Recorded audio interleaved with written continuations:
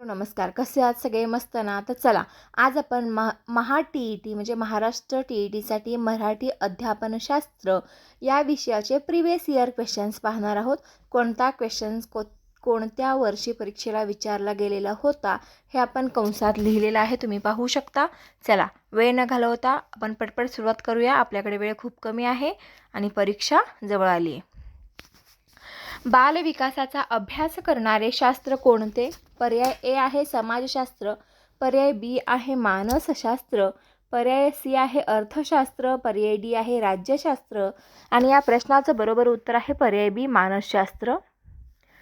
पियाजे यांच्या मते बालक ज्ञानाची निर्मिती कशी करते? ए पाठांतराद्वारे, बी सक्रिय अनुभवातून, सी शिक्षेद्वारे, डी अनुकरणाद्वारे.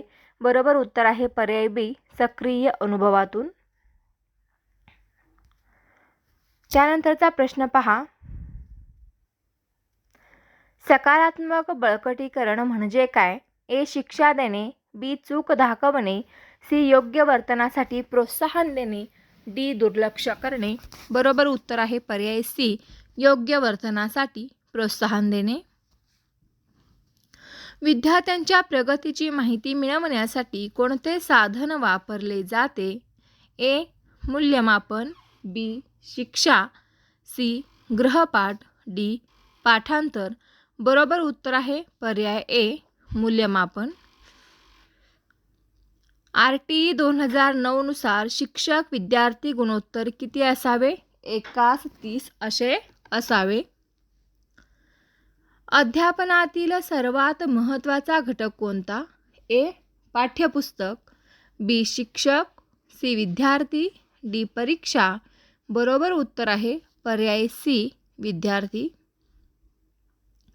ब्लूम यांच्या वर्गीकरणात ॲनालायसिस म्हणजे काय? ए ज्ञान, बी विश्लेषण, सी आकलन, डी मूल्यमापन. बरोबर उत्तर आहे पर्याय बी विश्लेषण. भाषिक कौशल्यांमध्ये ग्रहणशील कौशल्ये कोणती? ए भाषण व लेखन, बी श्रवण व वाचन, सी वाचन व लेखन, डी श्रवण व भाषण आणि बरोबर उत्तर आहे पर्याय बी श्रवण व वाचन. व्यक्तिमत्व विकासावर कोणत्या घटकांचा प्रभाव असतो? ए आनुवंशिकता, बी वातावरण, सी शिक्षण, डी वरील सर्व. बरोबर उत्तर आहे पर्याय डी वरील सर्व. व्यक्तिमत्व विकासावर अनुवंशिकता, वातावरण, शिक्षण या सर्वच घटकांचा परिणाम पडतो. समावेशक शिक्षणात कोणत्या मूल्यावर भर दिला जातो? ए स्पर्धा, बी समानता, सी शिक्षा, डी निवड. बरोबर उत्तर आहे समानता. राष्ट्रीय शैक्षणिक धोरण 2020 नुसार शिक्षणाचा पाया कोणता आहे? ए माध्यमिक शिक्षण, बी उच्च शिक्षण, सी मूलभूत साक्षरता व संख्याज्ञान, डी व्यावसायिक शिक्षण. बरोबर उत्तर आहे पर्याय सी मूलभूत साक्षरता व संख्याज्ञान. करून शिकणे या तत्वाचा मुख्य फायदा कोणता? ए पाठांतर वाढते, बी अनुभवाधारित शिक्षण मिळते, सी परीक्षा सोपी होते, डी गृहपाठ कमी होतो. बरोबर उत्तर आहे पर्याय बी अनुभवाधारित शिक्षण मिळते. वाचनातील आकलन वाढवण्यासाठी कोणती कृती उपयुक्त आहे? ए प्रश्नोत्तरे सोडवणे, बी नुसते वाचन करणे, सी पाठांतर करणे, डी शब्द लिहिणे. बरोबर उत्तर आहे पर्याय ए प्रश्नोत्तरे सोडवणे. विद्यार्थ्यांच्या अडचणी शोधण्यासाठी कोणती चाचणी वापरली जाते? ए अंतिम चाचणी, बी निदानात्मक चाचणी, सी वार्षिक चाचणी, डी मौखिक परीक्षा. बरोबर उत्तर आहे पर्याय बी निदानात्मक चाचणी. बालकाच्या विकासाचा वेग सर्व मुलांमध्ये कसा असतो? ए समान, बी वेगवेगळा, सी निश्चित, डी स्थिर. बरोबर उत्तर आहे पर्याय बी वेगवेगळा. शिक्षकाने वर्गात कोणते वातावरण निर्माण करावे? ए भीतीचे, बी स्पर्धेचे, सी सकारात्मक व आनंददायी, डी कठोर.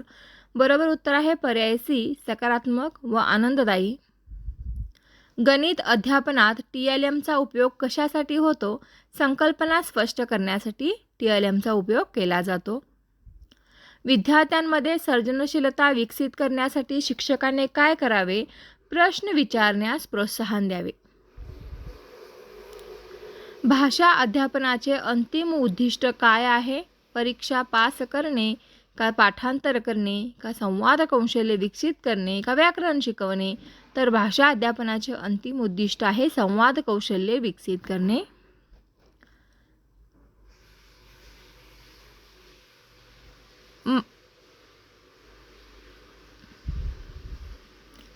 Thank you for watching. व्हिडिओ आवडला तर लाईक करा, शेअर करा, सबस्क्राईब करा. धन्यवाद.